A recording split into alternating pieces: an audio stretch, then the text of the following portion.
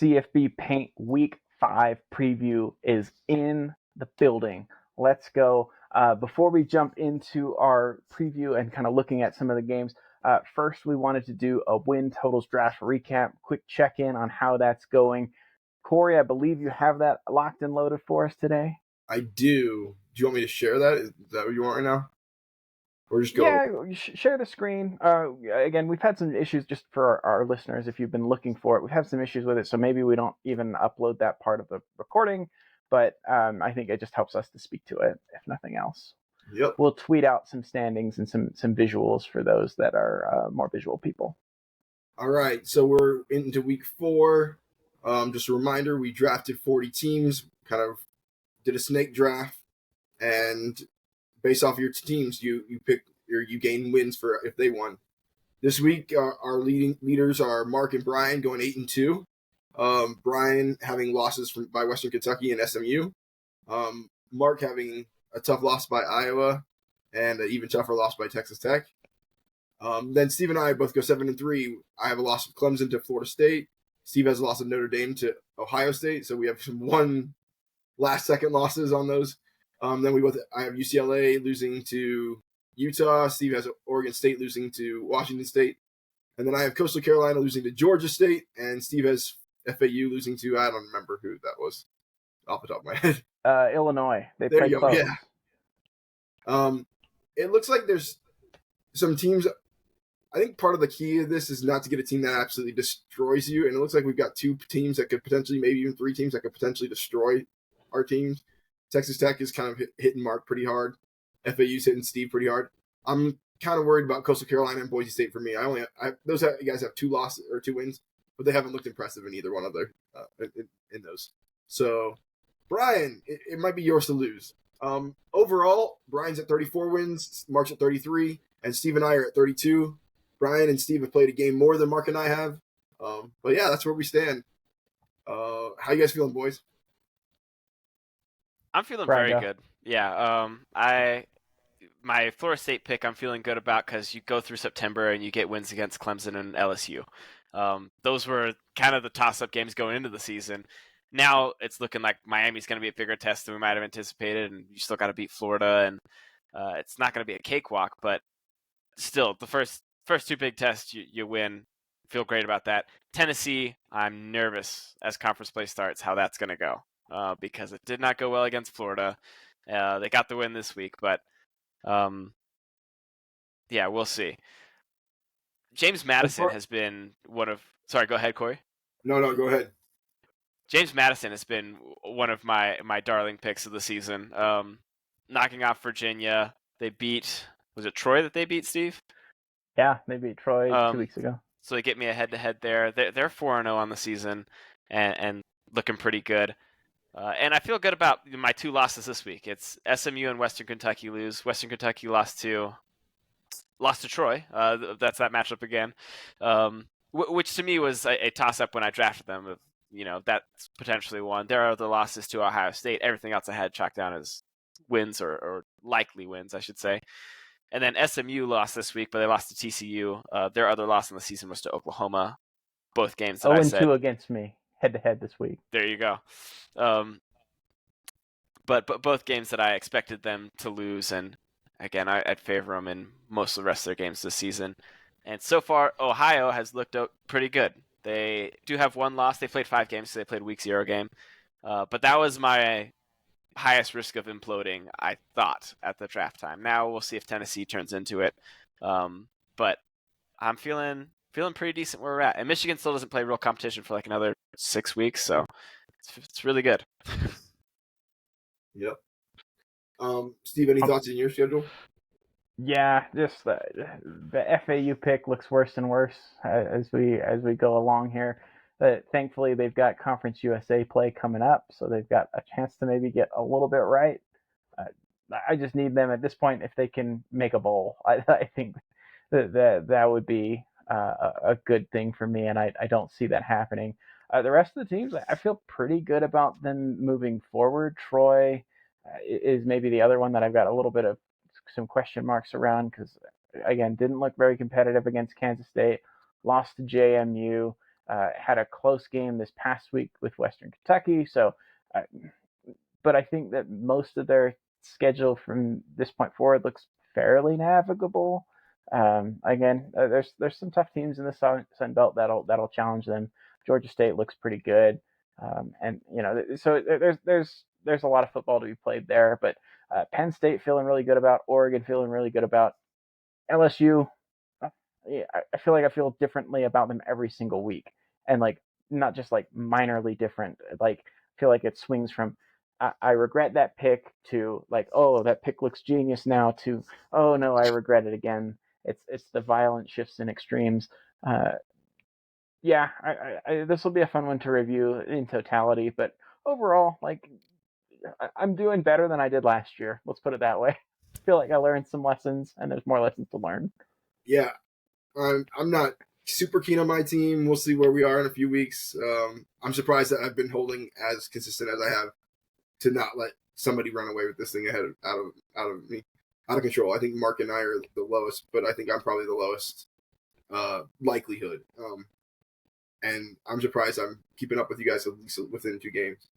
I was looking over at teams that we didn't select. No Washington State on here, I don't think. Nope. No Duke. No Duke. No Missouri. I don't know if that's going to be a good one or not. No Kansas. I'm just looking at 4-0 teams that are not on the list that I can see. And then there's like teams like Kansas State. That's not. I don't think Kansas State's on here. Kansas State is. I think Mark has them. Yeah. Oh, yep. Kansas State's on. There it is. Yeah. So there's quite a few teams that are not on here that are doing pretty well. Syracuse is 4-0. We don't have them on here. We'll see how they finish the season, because that's what they can do. But yeah, that Clemson pick is biting me a little bit. Let's be real. Oh yeah. Yeah, I wouldn't have expected 2 losses at this point in the season. I still think highly of the team, but the schedule actually gets worse. So that'll be tricky. I will say for Mark, with Texas Tech and with Iowa's inability to score, like there's potential for some downfall there. But I think maybe a couple steals of the draft with Utah at 7 in the 7th round, I should say, and Miami in the 9th round. Miami. Mm-hmm. Those are good value that can help to counter out some of that. So yeah, we'll see how long Utah can stay there. I mean, just based off the fact that they have not had their starting quarterback, the fact that they have 4 wins. I mean, you shouldn't have counted on that 4 wins at start. So it's way better than for it sure. should be. Awesome. Any other things to add on our win totals draft? Cool. We will keep it moving. So this next week, we came off, a very, very hyped week in college football, and just after staying up way too late watching the end of like the USC Arizona State game, then I immediately my mind jumps forward to like, okay, what's the encore? Just because I'm greedy and can't just be satisfied with one great week of college football. And this week is maybe not hyped as much, but I think this one, Corey, you mentioned on our last pod, you're hoping to see a few more upsets. I think you might get them this week. So let's go through the slate. We'll start with Friday. Friday is like Thursday. There's a couple of games, nothing that we thought was of particular interest. Again, I'll probably casually keep an eye on some things, but this Friday slate is like sneaky good for it being a Friday. You've got Louisville, NC State, Louisiana Tech versus UTEP, which is a 1-point spread in El Paso. Utah visiting Oregon State, and then Cincinnati at BYU in the, hey, welcome, we just both joined the Big 12 Bowl. And yeah, I don't know if anyone's got predictions on these games. Maybe we'll go through them one by one. Louisville, NC State, the line is Louisville are 3-point road favorites with a 55-point total against NC State. Anyone have a thought on how that game plays out? How about you guys, my NC State fans? So the way that I see this one playing out is kind of just this weird extreme where like Louisville is pretty good throwing the football, like better than I think I would have expected. Jack Plummer and they're productive offensively. NC State has a great defense. NC State has not been very good offensively, and Louisville does not have a very good defense. So I just don't know when it's strength on strength, who wins that, and then when it's bad on bad, who wins that. Um, I really I'm not sure how to handicap this one, so I really don't have like an official pick for this one. I think I would lean toward Louisville covering the points. I We know feel like you're sweet on Louisville right now. well, my thing is like, look, no one goes into Raleigh and gets an easy game. They don't. But has some of the luster already worn off? Do the fans already know that this is not a high watermark year for their team? I don't know. I'm interested to see if you're not starting to see a little bit of drop off after NC State lost the game in blowout fashion at home to Notre Dame, and then last week were they on the road at Virginia? I can't You remember said they were, but I can't now. remember off the top of my head. Um, anyway, just turned in kind of a clunker of a performance against a team that's been pretty bad. So I just don't know. I think I would choose Louisville. I guess one thing we did skip, sorry, and maybe I'll jump back to this, is just accountability. I railed on you for it last week, Corey, and I haven't been. So rough week for me, Corey. I don't know if you've got yours ready to kind of walk through. Yeah, I went Um, 6-6. 6-6. Unless you count my double downs, which were when I doubled down on Ole Miss wins the game. Ole Miss wins the game, UCLA wins the game, and I can't remember one more on that one that should have. Oh, Notre Dame wins the game. Yeah, some bad beats for me on those games, last seconds and stuff like that. But I ended up going 6-6 or 6-9, depending on how you look at it. Probably more actually accurate 6-9. So Yeah, I had a much worse week than that. I Wisconsin at Purdue under 54.5. It went to 55, so just barely missed on that one. NC State minus 9.5. Oh, it was at Virginia, so it was on the road. That didn't cash. Boise State at San Diego State under 45.5. Not even close. That one, I just I had the took the wrong over on read on that that game. Oklahoma, I had minus 14 written down. I don't know if it was 14.5. I need to go back and listen to ours. So it's either a push or I lost. So either way, not great. Versus Cincinnati. Clemson +2 at FSU. Thrilled that one didn't make it. LSU minus 18. Yeah, right. Not even close. Ohio State minus 3. Push. Whew. Skin of my teeth on that one to so even bugged. push. I have Notre Texas Dame winning minus that one. yeah, I know. Texas minus 14.5. That one was easy. UNC minus 7 versus Pitt. That one's easy. I think we can probably just start betting against every Pitt spread. Just Oh my gosh, fading them pretty I think hard. they've lost 4 of their 5 starting offensive linemen from the beginning of the year, and your and quarterback. and it shows. Yeah, I Like, was gonna say it shows. Oregon State, I had -3 against Wazoo. That didn't happen. They lost by 3. They really probably should have lost by more. USC -34 at Arizona State. Again, commend Arizona State. Awesome effort. Not even close there. Um, yeah, so I think in total that was 2 wins, 2 pushes, and 7 losses. So that was brutal. yeah, I had I 2 got pushes I as got well. nailed. Rough. Yeah, What will be sorry, I better didn't this I week? didn't even count them. Yeah, so redemption here. So sorry, wanted to close the loop on that. So I think I lean Louisville to cover at NC State. It's not an official play for me, but that one to me is just kind of who's when it's strength on strength, i.e. Louisville's offense and NC State's defense, who wins that battle, and then how wild does it get with NC State's pretty inept offense so far versus Louisville's defense, which to me has been very, very shaky. Who's the quarterback and offensive coordinator for that NC State team again? I think you really need to ask who the wide receivers are I'm is just more the question. I, I'm telling you, like, just give him some time. Robert and I will. He can manufacture points. Um, but yes, fair point. Uh, so yeah, I don't know if anyone else had a comment on that game. no, I have no idea what to expect on that game. I'm not touching it. Okay, Similar boat as you. I would lean the other way, but not an official play for me. I wouldn't touch this one. all You're getting right, NC all right, State to cover, huh? Yeah, if I had to make a choice, yeah, absolutely. all right. Louisiana Tech, UTEP. Really, I don't know anything about either of these teams. It's just a 1 point spread in a game in El Paso. Um, I can't imagine there's a whole lot else going on in El Paso on a Friday night, so maybe it'll be packed. Probably not, but it'd be fun to see the Miners bounce back. I know they've had kind of a disappointing year. I don't have anything for this one, but I figured I'd just mention it. Yeah. Nope. No, nothing on that one. It's keep an eye on it in your phone and switch over to it if things get wild. So what I think is kind of the main course, and then we'll talk about dessert in a second. But Oregon State hosts Utah. They are 3-point favorites, which to me is a little bit surprising given. Again, I don't think they had a super impressive performance last week against Washington State. Granted, it's a very different challenge when you're talking about hosting Utah, particularly hosting Utah, where we still haven't seen Cam Rising play. Utah coming off of a short week, or I guess it's a short week for both teams. Both of them played Saturday and then play again this Friday. Total is 45.5. This one's going to be a slugfest. I don't know who I like in this game. I think,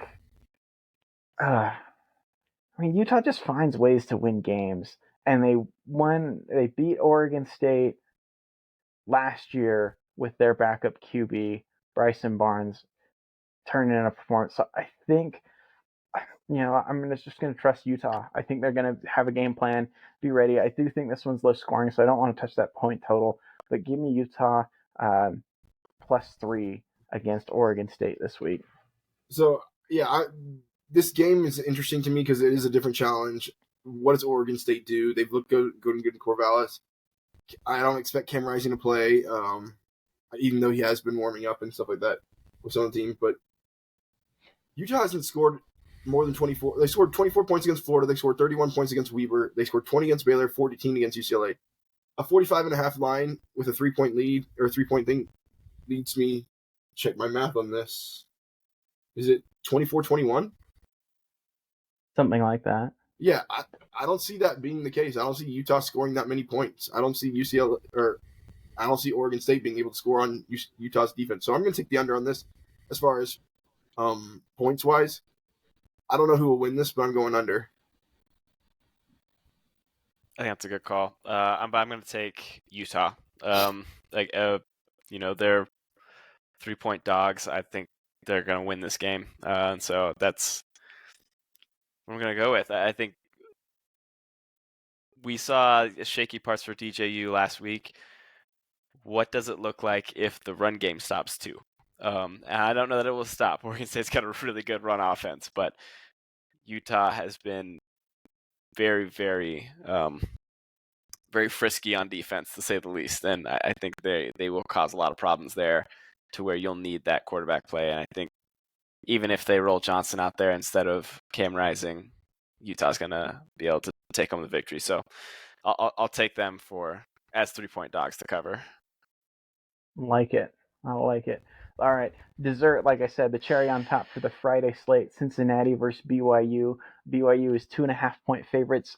Again, timestamping this recording, we record these on Monday night, so lines will change between now and when this likely gets released Thursday-ish, Friday, something like that. So just want to just quickly remind our listeners of that. I got a play in this one. We've only seen Cincinnati hit the road once, and it was against Pitt. And Pitt is not exactly known for being an intimidating environment, and they played a really close game. Not to mention, BYU got a good preview of what a similar type of offense in Kansas, and with what Scott Satterfield can run. Emory Jones is not Jalen Daniels. He is not the thrower that he is. I'm not sure he's the runner that he is even either. So I like BYU to actually cover the spread here and get the win at home. BYU -2.5 over the Bearcats. I find it interesting. You almost talked me into that, but I'm going to stay away from it. I'm just afraid of a running quarterback getting out against BYU's defensive line. Granted, you've faced running quarterbacks the last 2 weeks and you've done okay against them, but yeah, I'm nervous about it. I'm on board with Steve. I'm taking BYU. Yeah, kind of same reasoning. Nothing really much to add there, but I think they got that. So yeah, bounce back performance for BYU. Cincinnati coming off of a pretty disappointing loss against Oklahoma, where they had chances in that game. I think it's a bad spot for Cincinnati. Saturday, we just picked a handful of the big games here. We might throw in one or two others as we go along. But Florida versus Kentucky, I'm excited to see this game. Again, the SEC East outside of Georgia to me is a bit of a mystery, and even including Georgia, I'm not sure what caliber Georgia is this year compared to what they've been in years past. But some of those questions about the SEC East get answered. Florida plays Kentucky. Kentucky are home favorites by minus 2.5, a 46-point total. Man, well, maybe I'll just open it up. Does anyone have a thought on this one? I I'm don't not trust touching either this one. team. I don't trust Florida to be good. I don't trust Kentucky to be good. Kentucky has thrown for 5 interceptions. Yeah, Yeah. I'm not touching this one. I think there's no way I can. Yeah, I just don't know what we're gonna see from Graham Mertz. I don't know. Last game, Florida couldn't run, which should be the strength of their offense. Yeah, I'm staying out of it. Yeah, same. I will be watching this game for sure. I just don't know. Oh, it's at 10 a.m. It's a noon kick. I Yes. didn't know that. I didn't realize that. It's a noon kick. I mean, if you're Kentucky, you really wanted this to be a night game because the last couple times that Florida's gone in there as a night game, they've really struggled. Like, I think they pulled out a win 4 years ago, but lost 2 years ago, if memory serves me right. I don't have that right in front of me, but noon game I think favors the Gators a little bit more. I, I don't know. Steven, Yeah, you this think one you're will gonna make be a play this on that? one. I don't think will be boring. It might be a little bit of a sloppy game, but I don't think it'll be boring. What were you saying, Corey? I think you're itching to make a play on that. I am. I think the Gators are going to win. I'm going to take the Gators. I'm just talking myself into it. Gators to cover the 2.5. I mean, basically, when you get like kind of within 2.5, it's essentially basically who do you think is going to win the game? Yeah, Like, but you're not obviously, saying you're saying Gators to cover, not necessarily win. right? Exactly. I need the points, but yeah, give me UF minus 2.5 at Kentucky. I also might. I mean, I might consider the under there, but we'll leave that alone for now. No other comments on that one. Nope. All right, here's a fun one. Um, at one point when these two teams played, after a surprise victory, head coach Dino Babers gave one of the best like post game locker room speeches I've seen. Uh, with he said they thought they were going to come in here and have an easy game. Someone out in Vegas said they were going to win by 20 to 20.5 points. I am referring to his upset win over Clemson in I believe 2018, if memory serves me right. This one is again back in the dome, and now Vegas does not think Clemson will win by 20 to 20.5 points. They believe they are 7-point favorites in the. I can't even remember what it is. It's not the Carrier Dome anymore. Which ironically, did you know that when it was the Carrier Dome, didn't have air conditioning? I think I've mentioned that fact on this podcast before. That's still wild. I just can't wrap my brain around that. Like, how do you as a brand do that? That's my marketing side coming out. Don't worry about it. Um, Syracuse has looked pretty good, but also looked a little shaky against Army this last week, but scores a bunch of points against inferior opponents. You have a real challenge against that Clemson defense. Bry, how do you see this one playing out? Clemson to cover. I think part of it is they're the superior team. Part of it is you need to get the taste out of your mouth from a bad loss that happened last week. And I shouldn't say bad loss because you lost to, at the time, the number 4 team in the country. Now they're number 5. But a game that you had in hand and it had a few chances to win with the missed field goal, with driving down and having the scoop and score for Florida State when you had momentum going on that drive.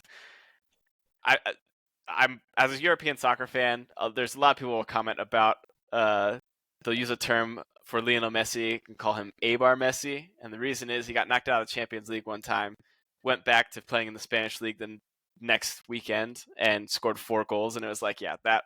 Sorry to that team, like that's not your fault. That's because he wanted to be getting the other prize, but this is the only game he can play right now. Um, I think Clemson will come out with a fury. I think their defense will be a big impact here because I don't think they really have that offensive juggernaut power to just run through teams. They don't quite have the talent on the outside to do that, despite really good running back play.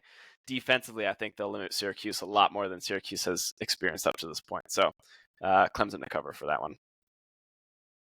Yeah, give me Clemson to cover and give me the over. I think Clemson's going to put a hurting on this team. I think they but I hope Syracuse scores enough points to push it over. But I think Clemson's going to put a hurting on them. Clean sweep.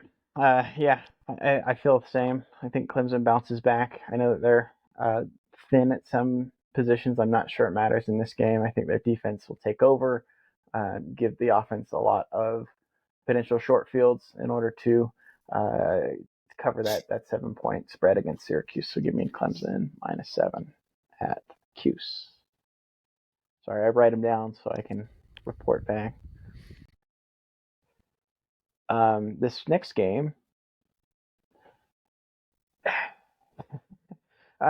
we didn't touch on Northwestern. I think we had it in our notes too, but ended up scrapping it from our last episode. But Northwestern completes a 21-point comeback in the fourth quarter last week versus Minnesota, and ends up winning the game in overtime. And what do they get for an encore? Penn State, the number 6 team in the country, comes to Evanston, Illinois, riding high after a 31-0 shutout of the Iowa Hawkeyes. Penn State are 26-point favorites, 46-point total. Corey, what do you think? What's your read on this one? Before last game, I would have said great. That puts it at 36-10. It's kind of what they expect this score to be at. That sounds about right to me. Yeah. Penn State scored over 30 points consistently throughout this year, but I don't have them going much higher than that. They're a slow, quote unquote, slow methodical offense, but 97 plays played last week, so I mean they're not one of your faster offenses, is what I'm saying. So yeah, I'm not going to take them to cover. Oh, I'm not touching this one. I just don't dare touch it. Bri? I'm going to take over 46 for the point total. I think Penn State's going to put up a hefty portion of that. And I think there's a good chance they cover it, but I'm not going to take them to do so. I just think between the two, seems a touch low. So I am going to join you on that over pick. Yeah, I think the big thing is that you really need, Penn State, like you said, to do the heavy lifting on the point total. But I think their defense, I don't think Northwestern has anything for that defense. That defense proved to be really nasty, and it continues to get better. So I expect some short fields, perhaps even some turnovers to help the Penn State offense get over that number that they need to. Again, won't take them to cover, but do you think that more than 46 points are scored in that game? All right. Does Colorado get blown out 2 weeks in a row? That's the question that we're going to have to ask, or that we're asking right now, but will be answered on Saturday when the Trojans of Southern Cal visit Boulder. They enter as 22.5-point favorites. The total 73.5. So offensive fireworks expected. It's funny, we go from covering like 3 different games where the total is 46, 52.5, 46 to 73.5. Yeah, Corey, you nodded your head. Sounds like I do think they get blown out. I'm not sure it's by 22. I think it might be even more. But I wouldn't bet on this game because USC's been playing with their food lately. Like, they'll beat teams late at the end of the game, but you never know with this one, so I'm not touching this one either. Yeah, I feel like I took a bunch of suckers bets this last week, and this one looks like one, especially after Oregon did that. USC's a different animal. They don't play the game the same way. I think not only was Oregon a superior team, I think it's just a matchup problem for Colorado. So I am not touching the spread. or the total. But it'll be interesting to see what does Colorado do to make adjustments, and can USC use the blueprint that Oregon had? Obviously, they play the game in different styles, but maybe a more physical style can work for Southern Cal in this game. Um, you know they uh, they've got a pretty strong running back tandem that they can run the ball if they need to, but I don't know. I'm nervous and reluctant to now really look at anything Colorado because they're all over the place with me, right? They've exceeded my expectations a couple times. I last week said, like, you know what, I don't think I trust Oregon to win by 3 touchdowns, and that should have been the case, but it should have been like because I trust them to win by 5 or 6. Bry, what do you think? I'm feeling like a sucker today. I'm gonna take the USC to cover. I just think seeing the chasm between Oregon and Colorado, and knowing it's not strictly a scoring thing, but we just have more players at this level, and can run when we need to, and can get after your quarterback without putting extra resources there. Um, I just see it being more than 3 touchdowns. I see it being a field goal more or so, and at least, yeah, we'll see. Like, Colorado's kind of all over the place, but I think they're gonna have a hard time going back to back on this one. Yeah, yeah. We kind of knew that these two games would be like the real measuring stick for Colorado, where once we got into okay, they've beat TCU. All of a sudden, that Nebraska game looks pretty manageable, and then Colorado State following that, like you could see where there is potentially a path for them to go 3-0. But then it's like, okay, but then we'll really find out like exactly where they sit. Um, so I don't know. Again, it's one that I don't think will be a boring matchup unless like it becomes a real runaway. I am curious to see what the crowd looks like in that game, both at the start of the game and particularly at the end of the game. Uh, and that's really all I've got to say about that one. Again, Prime won't be boring, so I'll probably tune in at least to some degree. This next game, I really don't know what to make of either of these. Georgia, Auburn. Georgia's number one, obviously kind of banged up at certain positions. They head into Jordan Hare Stadium, 14.5 point favorites, 47.5 point total. Bry, you back in the dogs? I'm not, but I'm gonna take the under on the point total. Um, I think that's the right move. I think you can't expect a whole lot from Auburn. They're looking for anybody who can, you know, have an arm, basically, because they've gotten nothing in that side of things. I do think they're feisty enough that they might be able to stop up some things. I think Texas A&M. If you had to ask me right now who I think has a better offense, Texas A&M or Georgia, I'd have a hard time saying who. That said, you're working with a different quarterback potentially, but for who Texas A&M worked with against Auburn. But I think between the two, that's the only play I can make. I can't make a call on the 14.5 at all. This is a rivalry game. Georgia's not going to sleep through this game like they have everything else. They're going to come in, want to show, make a statement. Give me Georgia to cover the 14.5. Okay, all right. Corey's sticking his neck out there. I do think Georgia wins. I'm right there with you, Brian, on the under. I think Auburn's offense is not any good. I also think their defense is actually pretty good. Like so, that to me is kind of the name of the game, especially if you want an Auburn upset. What you're going to hope for is for a low scoring game, have your defense keep you in it with a couple of like 1 or 2 explosive plays or the ball bouncing your way, or maybe a big play on special teams. That to me is the recipe for Auburn to win.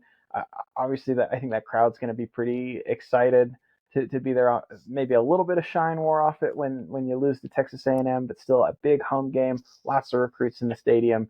This is going to be a showcase game for Hugh Freeze and Auburn, and kind of trying to show like where the program can can go and can what direction it's heading in. I think you need a good showing, and I think they get one. Again, not making a play on the number, but I think that under is the right move because I think there's a pretty good chance that both of these cash where Georgia wins something along the lines of 31-10 or something in that neighborhood. Seems like it could be the way that this game plays out. Um, Michigan heads to uh, was it Nebraska. Memorial Stadium, Nebraska? I can't remember the name of their stadium though. It's bothering me that I Memorial can't think of Stadium, that. yeah. Memorial Stadium. Thank you. Uh, 18-point favorites, 41-point total.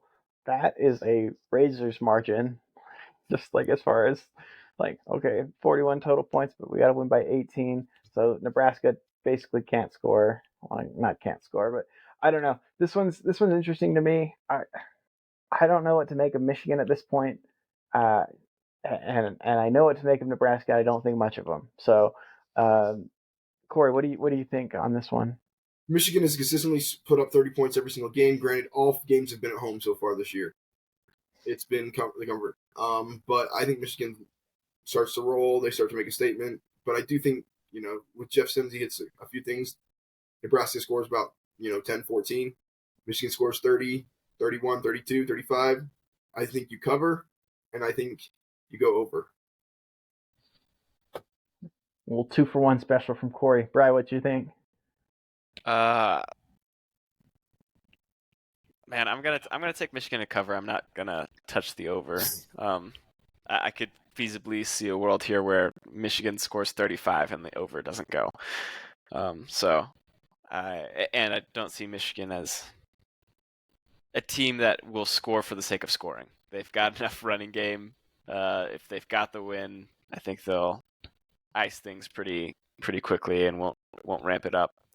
That said, you might get a random defensive touchdown in there that you didn't expect. So who knows? But yeah, I'll take Michigan for the spread. Yeah. I don't know. I'm excited to see what Nebraska has in terms of energy and can they really play.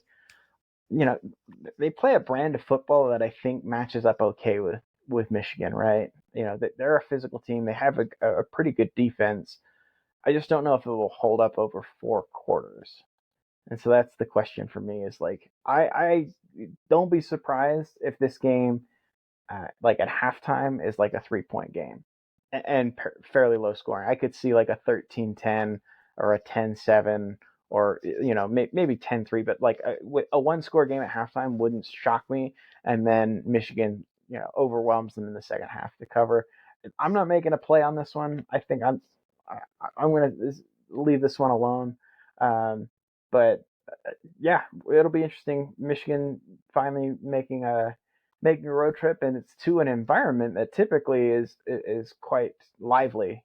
Nebraska fans are always there, always. It maybe not be the most like intimidating environment in terms of like I don't know if ever anyone said like, oh, Husker Stadium's like the loudest place I've ever played, but it is a full stadium every single time. So can the Huskers give the fans reasons to get rowdy? We'll have to see. I'm not touching that one for my picks, but yeah, excited to see how that one plays out for really to learn a little bit about both teams because Michigan, I, I don't know who they are yet this year. It's just because we haven't seen them play really anyone, and they've been content to build a comfortable lead and sit on that and go home. Um, Transitioning from that one, we talked about this a little bit on the last pod, but Kansas now ranked 25, playing Texas in Austin, 1 week ahead of the Red River Shootout for Texas. Uh, Corey, can Kansas pull the stunner and win twice in a row in Austin? No. Shakes his Texans head no. they've already had their scare with Wyoming. They looked focused last week. They handled business against a Baylor team. I think again they handled business against Kansas. 17 seems a little low. Give me Texas to cover. I'm not touching the over under though. I'm gonna go Yeah, direct opposite. I'm gonna go Kansas to cover. I think they can keep it close. and you may even be like a garbage time field goal or touchdown that closes it down. But I think it's just a little too wide, and they've got enough talent to keep a score in reach. I'm not expecting them to really challenge late at the game, but within 2 scores, I think is doable. It's interesting because I think what you're gonna potentially see in this game is what might have been if Alabama had run Jalen Milroe a little bit more in their game previously with Texas, because Jalen Daniels will run the football. The question is, will he run it successfully or not? And I don't feel like Alabama's game plan against Texas really gave them a chance and really kind of had the threat of his legs as a constant concern of the Texas defense. I don't think Kansas makes that mistake. I think they test them to see can they play disciplined in the run game where there's read options and I've got the option to give or to pull, and then incorporating passes on top of that. It's just something we haven't seen from Texas yet, right? At the level with which that I think Kansas can operate it in. Uh, this one's, I could really see this going either way. I could see this being uh, a close game that Texas ends up winning by 10 at the end, and Kansas covers pretty comfortably. I could also see Kansas losing this game by about 35. So um, I don't know if I've got a play on this one. I'm maybe a little gun shy after a week where I popped off a bunch of picks and proceeded to lose on all these. I think I'll just go on record saying I lean toward Texas taking care of business. I think they do. But I can definitely see a world where Jalen Daniels, who did not get to play against Texas last year, makes this interesting. I say that now. I'm questioning whether I'm correct in that. I think he didn't play against them. I think he was already injured. I believe I think that's that's right. accurate. Okay, so yeah, his turn to maybe make a statement, but I don't see it happening. I don't think, not an official play for me. All right. Transitioning to the other part or the other side of the border war, Missouri is taking on Vanderbilt. They are in Nashville. They are 13 and a half point favorites against the Vanderbilt Commodores. Total of 56 and a half. Missouri's had a dream season so far. Bry, does it continue? It does continue. I think they get the win. I'm not touching this though, as far as the spread or the point line. I don't feel like I've seen. I don't feel like I've watched enough Vanderbilt, and that's kind of my own fault on the research here. But I just can't feel comfortable in. Oh, they're going to put up enough points that we're going to get this over for the point spread. Yeah, I'm going to stay away from this one. But does Missouri keep winning? Yeah, they do. Absolutely. Yeah, so I really want to make a play on this one. Vanderbilt has scored quite a few points at home. I mean, they scored 35 against Hawaii, 47 in their second game, and then 28 against Kentucky. But Kentucky had a lot of turnovers against them to kind of keep them in that game. So I don't see Vanderbilt scoring a ton. That being said, Missouri's played down or up to the competition, and they've beaten their teams. But I mean, their wins have been by 4, 3, 7. You have one win against South Dakota that was like 25. I don't trust this team to cover, but I also don't trust this team not to cover because Vandy's not that good. So I'm not touching it either. Yeah, I'm right there with the two of you. Something tells me that Vanderbilt's got a little something for this game. It's also Missouri's first game away from home this year too. That's true. That's true. It's not exactly an intimidating environment, but I do think that Mizzou wins. I don't have a play on this one as far as the total of the I spread. think So Backos and Diggers are quite an intimidating environment. Just that's true. You're maybe worried about an industrial accident of some sort, like a crane malfunctioning or something. Anyway, yeah. So that one again to me is can Mizzou keep it going? They've had a dream season. I think they do at least for another week. Um, Now this one's an interesting one. Both teams coming off of what I think people would consider disappointing performances. LSU hits the road, is in the Grove against the Ole Miss Rebels. Ole Miss 3-point underdogs, 63.5 point total. My gut says that Jackson Dart has a bounce back day. If you want to get right, play the LSU secondary, and you know that looks like that might be the case. But is it enough to keep them within 3? I think they'll score points. The 63 point total to me sounds right. It may, if anything, it might be a little low. Um, so that might be kind of where I lean with this one. I don't know if anyone else has a thought on how that game plays out. I'm definitely picking LSU to cover the 3 points. The 63, we'll see. It's that secondary that how many points will they allow? Because I think they'll score, mid 30s to high 40s, or sorry, mid 30s to low 40s.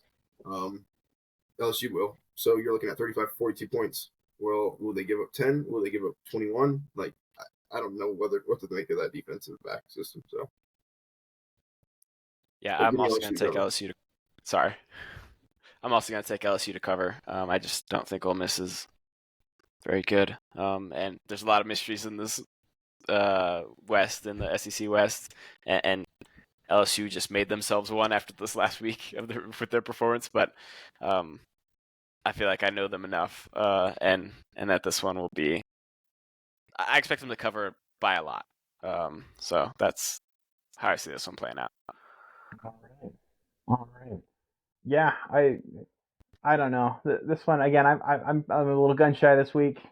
Um, 3 doesn't seem like that much to cover, but I also seen Ole Miss is maybe not the juggernaut that they have. Well, they've never really been a juggernaut, but a couple of years ago, uh, Lane had them scoring boatloads of points.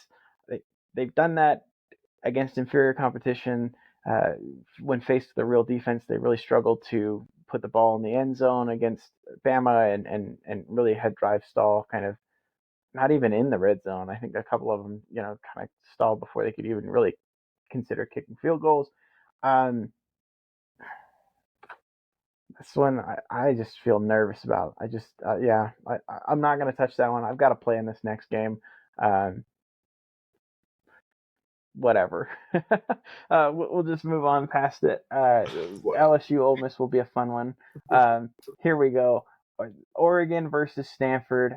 Oregon is on the road in Palo Alto, California. They are 27-point favorites. 61 points is the total. Give me Oregon to cover. I'm just going to be pretty quick on this one. 100% agree. Oregon's going to cover a 27-point spread. Corey, Brian, any thoughts on I that said game? 100% agree with you. Okay.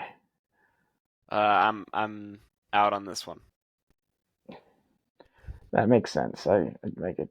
Yeah, I don't know. Like Troy Taylor's a good coach. I just think that team's pretty bad. He'll get it right. All right. And I don't know if we. Oh, that's the ranking. Never mind. Okay. Iowa State visits Norman, Oklahoma with the Sooners. Sooners are 20-point favorites, 48.5. I don't know enough about Iowa State to really bet this one. So Iowa State has beat Oklahoma State 34-27 at home. They've lost to Ohio 10-7, lost to Iowa 20-13, and beat Northern Illinois 30-9. I They're a typically think the mystery to defense me. of Oklahoma is more along the lines of Iowa's defense rather than rather than Oklahoma State's defense. I think Iowa State maybe scores 7-10 points in this game, and I think we see Oklahoma's offense come to life, and Oklahoma beats this team 35-10. So give me Oklahoma to cover. Does that also mean you're taking the under on the point total? I'm not touching the point total right now. Okay. I'm not touching either on this game. It's because of the enigma of Iowa. It's Oklahoma's given me some reason in the last couple weeks to like pause and to think twice. But overall, like I feel really confident about them, especially defensively, what they're doing. Iowa, I just can't make sense of. So, and Iowa State. sorry, Iowa State. So yeah, staying away from this one as well. Yeah, I'm gonna take the under in this one. Oklahoma's offense has looked a little shaky at times. They haven't quite done what I would expect them to do against defenses that I didn't have a whole lot of faith in, like Cincinnati's, for example. 20 points against Cincinnati is not great. Um, ditto for their effort against SMU. I, I don't know. I'm nervous about Oklahoma's offense. I think that they will win this game. Um, I think uh, Corey's choice to take them to cover probably makes sense, but I'm going to take the under 48.5. I don't think this is a particularly high scoring affair. Um, for Notre Dame, how do they bounce back after an emotional game? We talked about this, Corey, last week, where it's like, oh man, that's going to be a hard fought game, and you better be on your P's and Q's if you're going to beat Duke, especially on the road at Duke. Just ask Clemson. They are a different team this year. This is not your dad's Duke football team. So I am curious. This is interesting. Notre Dame opened as a 5.5 point favorite on the road at Duke. I can't imagine. I mean, we thought Wallace Wade might have been pretty crazy for Clemson. It's got to be so much crazier having that win in your pocket, being ranked in the top 17, and facing a Notre Dame team that is a good team, but like has proven that there's flaws on that team as well, flaws that maybe Duke can exploit. Um, I don't know. This one I'm fascinated to watch the game. I, I think overall, I think Notre Dame covers the spread here. I don't know if it's an official play for me, but um, I do also kind of lean toward the under here. 51 point total seems like a bit much for two teams that like to play defense and like to run the football. I'm gonna take the under in that one, but I'm not gonna make a play on the point spread. Bri, looked like you had something to Same say on boat. this one. Taking the under on the point spread. I'm sorry, on the point total. Not touching the spread because I could see Notre Dame getting back and getting a 2 touchdown win. I could also see Duke doing it again, winning at home in upset fashion. So I'm not going to touch it. Yeah, and like I said, Corey? I didn't learn anything about Notre Dame in that Ohio State game. You're going against a Duke team that I think is pretty quality. They've beaten every team they've faced by 20 points. Granted, the quality has not been spectacular, and Clemson handed them a game. So my heart says Notre Dame's going to win. I'm not going to put any money on over or under. And you guys that think this is an easy under, I think you're crazy. Because Duke has scored almost 40 points in every single game too, as well. I don't think it's easy. I think it's the right call. Yeah, I'm not touching it. All right. South Carolina makes the trip to Knoxville, taking on the number 21. How are they the number 21? We have no idea. But the Volunteers, nonetheless, are ranked 21. The Volunteers, 12.5 point favorite, 62 point total. Bry, what do you see on this one? I'm going to take the over on the points. I think you have two high-powered quarterbacks. I think Spencer Rattler's the better one, but they both have crazy arms. You also have just to contextualize this game, last year this is where Tennessee gets their big slip-up moment, where they've had a really good season. Their only losses to Georgia, and then South Carolina beats them the week before. South Carolina beats Clemson, and the season just super strong. I see a lot of points going on both sides, and not a lot of stopping people on both sides. That's kind of how I see it going. I don't think that Tennessee is going to be limited by South Carolina the same way that they were against Florida. So I'm not going to go with the spread at all, but I'm going to go over on the 62. Corey, you have any thoughts on this game? Spencer Rattler is the best quarterback in the SEC right now. Take that, Jaden Daniels. Even behind a crappy offensive line. I mean, they rushed for 75 yards this year, or a game this year. That's not good. I'm a little nervous where this goes. I don't touch this one. I think Tennessee's going to come back with a vendetta, but I don't think I don't know where to go with can they keep Spencer Rattler under pressure? Can Spencer Rattler have one of his games where he just goes off and hits everything that available? Like, yeah, right. I'm not touching it. Yeah. Yeah, this one's a wild card for me too. I'm not touching it. Be excited to see how it plays out. Brian, you mentioned you could see a boatload of points.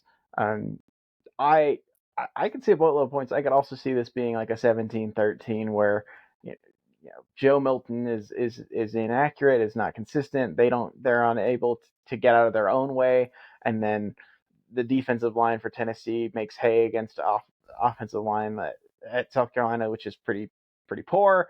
Um, this one is a no go for me, but it will be a fun one. This again, the SEC East is one of the more intriguing races outside of Georgia to me, like where the rest of that division shakes out.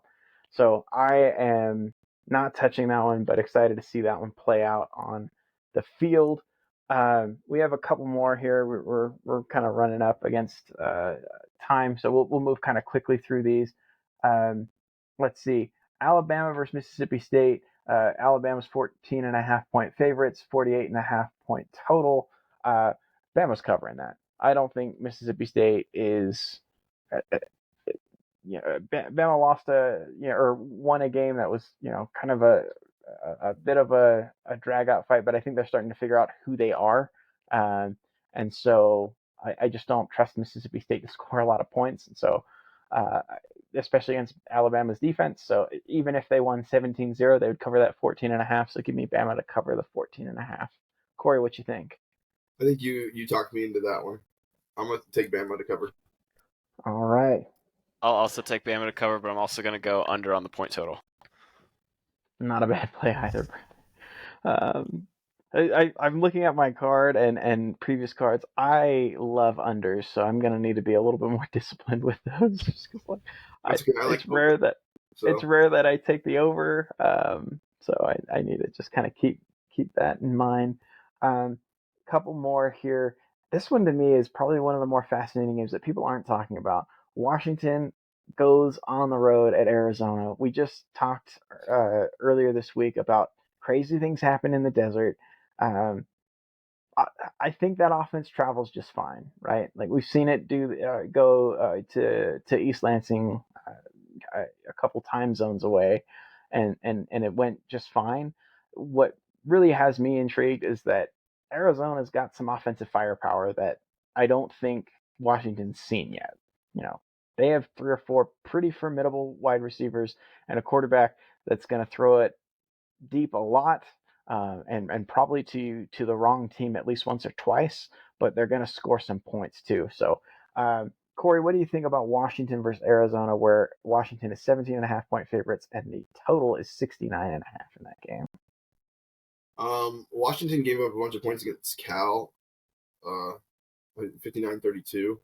I mean, you look at that score, that's 91 points there. But on the whole, they haven't let teams score on them. Even Boise State, who we don't necessarily know who they are, only scored 19. As far as their firepower, I think they can outscore Arizona by 17.5. So I'm going to take Washington to cover. I'm Right? also going to take Washington to cover, and I'm going to take the over on the point total. Going over 69.5 seems a little like it was the same thing I was looking at with USC Colorado, where it was 73. Just seems a little extreme to do that for any game, but it's just how I see this one shaking out. I think Arizona's not going to be able to stop Washington, but Arizona, you mentioned the firepower they have with Cowling, and yeah, I just think it won't be a And shootout. It'll be distant, Tate but Roa, McMillan, T Mac. Yeah. I like that dude. Good So player. yeah, take them both Um, on that. I'm tempted to do the same. I'm going to join you on the Washington minus 17.5. I'm tempted on the over there too, just because Washington scores a boatload of points, and if they even give up as many as like 20 or 21, I think this has a really good chance of going over. But I'm going to leave it at just the one. I'm going to take Washington and lay the 17.5. But it really is not going to shock me if, yeah, again, just wild things happen in the desert, especially when those teams from the Pacific North go south. I'm sure that ask any Oregon or Washington fan, and they're going to be thrilled that they don't have to make those trips with the conference realignment. In fact, I don't know if you remember this, but last year Washington lost to Arizona State in Tempe. Like something about the desert. It's just something that happens. So we'll see if that holds up. I don't think it is. Obviously, I'm on the other side of it. But yeah, it could be a score fest if Arizona is game to chuck it around and test Washington's pass defense, which really hasn't been tested thus far. Um, this last one's on here. I don't have a play on this one. It's more just like Fresno State's doing really, really well. They host Nevada. They are 24.5 point favorites, 53.5 point total. Bry, you included this, so I'm curious if you have a thought on this game. I don't have a thought actually. I don't have a play. Fresno State is now number 25 in the country, so I feel like any ranked team is worth a look at what's what their game is and what the spread is. But I know nothing about Nevada, so So knowing nothing about half the equation is a good recipe for not betting. yeah, I think it's been interesting if you look at the like total yards allowed versus total yards produced by each team. Each offense matches the other team's defense and almost identically for yards allowed versus yards produced. And it's kind of interesting because you see Fresno State like they struggled with Purdue, they struggled with East Washington, but then Arizona State they spanked, Kent they spanked, and then you kind of seen Nevada they struggled at the beginning against USC and Idaho, but then they were like kept it close against Kansas and they kept it close against Texas State. So it's like both teams are getting better and stronger. So I wouldn't dare touch this game, but I mean, if I was going to go anywhere, my lean would be Nevada covers the spread, but who knows? Yeah, I I just don't know about this one either. Um, one or two others that I wanted to just highlight for just for fun. Okay, Memphis hosts Boise State this week. Love that from a G5. Like that is an awesome G5 non-conference game. Memphis is 3.5 point favorites. Give me the Tigers to cover. So I'm going to go ahead and throw that one on my card as well. Here's me Uh, praying that they don't, just for the sake of my win totals. what? What was that? I said I'm praying that they don't for the sake of my win totals. Got it. Baylor hits the road and goes and faces UCF. Baylor doesn't look very good. UCF's 11.5 point favorites with a backup QB. Um, I don't know. That one's just interesting. Like that's a large point total, but maybe Baylor's on quit watch. I don't know. Um, that was just another game I wanted to point out as a kind of a fun one to consider if you're really into uh, yeah, just games where it's like, man, I just don't know what's going to happen in this one. There's one more, and I scrolled past it, so let me see if I can find it real quick. Otherwise, we'll wrap if no one else. Oh, Troy and Georgia State. So Troy again, kind of a favorite in the Sun Belt to start the year. They are on the road. Is it in Statesboro, Georgia? I'm gonna get that mixed up. I think that's Georgia Southern. Georgia Couldn't State's I tell don't in know you. where Georgia State is, so it's in Atlanta. I'm gonna forget. Is it? Oh, that's right. Yeah, I like driven past the stadium. That's right. Um, so yeah, on the road they are 1.5 point underdogs to Georgia State. Um, that one will be a fun game. Like looking at the rest of that night slate, like unless you're watching Bama Mississippi State, which again we expect to be kind of a we expect Alabama to cover. That one's one to keep an eye on. Also, we talked about fading Pittsburgh, just kind of moving forward. The problem is they face Virginia Tech this week, and I don't trust Virginia Tech to do anything either. So that will be must see TV on the ACC network if you're really yeah. There's that episode of Seinfeld. I don't know if you guys have really watched much Seinfeld at all, but like there's the episode where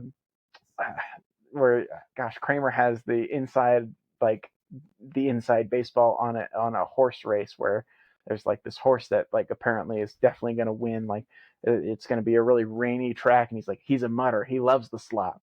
So if you're a mutter and you love the slop, Pittsburgh and Virginia Tech is the game for you, I think.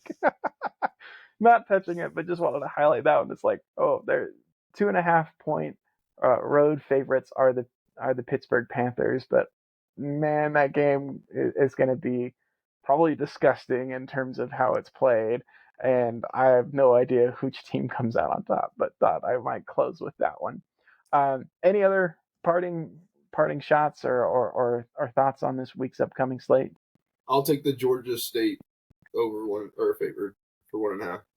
Oh, all right, nice. This Georgia State team's impressed me. They've handled business and they have a mentality that's like, all right, let's go get it. Did you watch their game this last week? Yeah. Oh man, I love their coach. Love the energy he brings. It's It's common around gosh. Georgia, like that energy a little bit is coming through Georgia State's programs and even their students, which is kind of interesting. It's like we're gonna try and like handle our stuff and take care of business, and then like also we're a little bit underdogs and we got a little chip on our shoulder, and so we're gonna prove ourselves. Oh yeah. Oh yeah. He was the interim head coach when Spurrier resigned. Um, or when not when Spurrier resigned. I think it was when Muschamp got fired. Excuse me. Um, so he was the kind of the year gap between. Gosh, am I getting that wrong? Maybe he was with on Spurrier's staff there at South Carolina, and was the interim coach for I think almost a full season. So I'm going to get that wrong. But boy, does he have things rolling at Georgia State. And yeah, that was a really fun game to watch them play Coastal this last week. So they're a force to be reckoned with in the Sun Belt. So um, good call on that one, I think. But obviously Troy's on my team. I drafted him, so go Trojans, man. I'm excited for another week.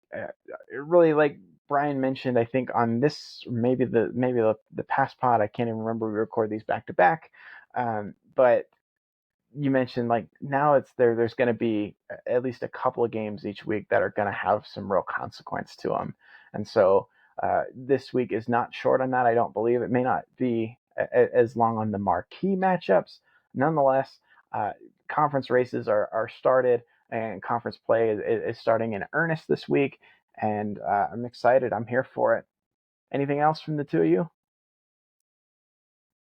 All right. Well, again, thanks for listening. Like, subscribe, share this with your friends. Let us know which picks you agree with on our slates. Who do you think would stand to gain or lose the most money? Again, this is not gambling advice. In fact, if anything, George Costanza do the opposite of what I do. Especially last week, you would have made hay. And we will see you for our Week 5 review next week. Thanks, everyone. We'll see you.